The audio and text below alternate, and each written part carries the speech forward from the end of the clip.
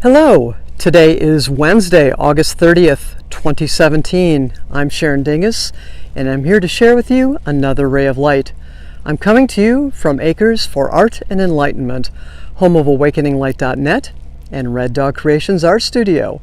Well, I thought Sedona, Arizona was the only place for this amazing red rock formation, and I'm here, it's about 7-ish, so the splendor is not quite what it would be if the sunlight was hitting it, but this is just absolutely stunning terrain.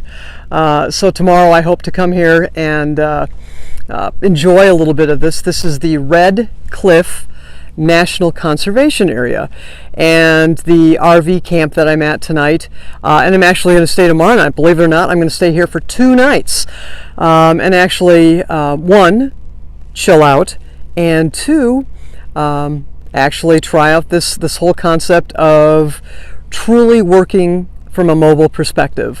Not going to be doing any stained glass work or fused glass or orgonite at this point, but I do have some business things that I need to do. The whole business management side of things, right?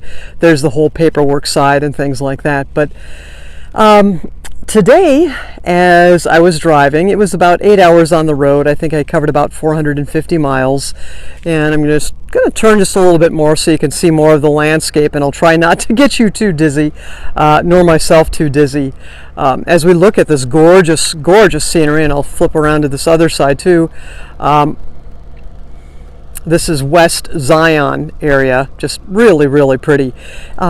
So one of the things, and I'm going to forget the gentleman's name, but there's a Japanese gentleman who did some research and some amazing studies, as well as other folks who've done it, on what happens when you send different thoughts, share different words with water.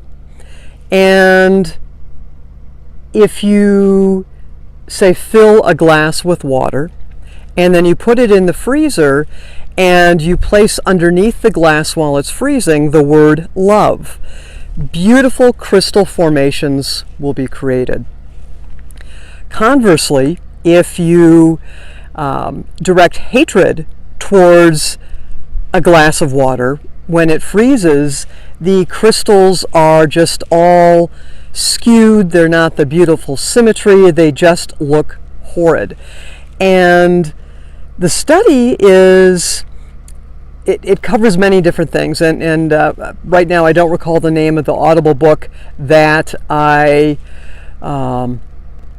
listened to, and this was actually on my trip back to the Midwest about 3 months ago, and it's about how, certainly vibrations, right? I've talked about vibrations before, but even more meaningfully, how we as humans are about 75% water. I mentioned that the other day, but then when you take a look at our Earth, right?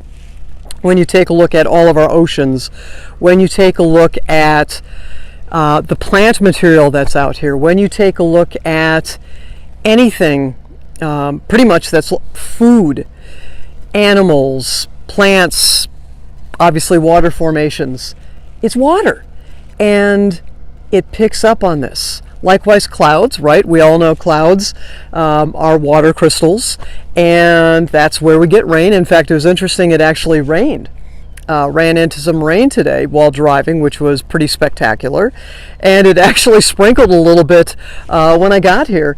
And it's so funny, I feel like I'm kind of the rain bringer, and I could go into that on another story. But what I was doing during my 450 or so miles of driving today was practicing a technique that I learned in the book, and I've tried before, and it works, and it's been a while since I've done it, so I thought, I've got a lot of time to kill.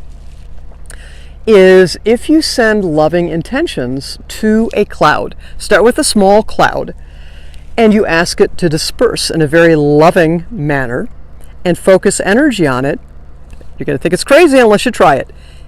It will disperse. It really will. So try it on a small one. And you may say, well, that's a bunch of pooey, right? Because clouds change all the time. But if you take a look at clouds, so if you select clouds, say, I'm going to get you all dizzy here tonight. Take a look at these clouds up here. Use a different cloud or several clouds as a frame of reference while you're doing the intent. And you can see that maybe they'll move about a little bit, they may change shape a little bit, but they won't completely disappear. It's a really fun practice to do when you're driving. So I did that for a little bit, and then I thought, wonder if I can make one appear. And I did. Now, it could be coincidence, but it took a little while, but I suspect that's because it was slowly gathering the water crystals towards itself. And once it did start forming, it just mushroomed, not into cumulonimbus or anything like that, but it started off small, and then all of a sudden, before I knew it, it just kind of went boop, and there was this cloud. It was spectacular. So, sorry for the jiggling. So what I'd like to suggest is take some time, right? I suspect many of us as kids looked for shapes in clouds, and maybe you're still doing that as an adult, keeping the childlike joy as part of your life. And I'm hoping you're not getting too much wind. It is starting to get windy here, so I apologize if you're getting that noise, but try it. With loving intentions, see if you can dissipate a cloud. Likewise, if you can do that, try your hand at it and see if you can make a cloud.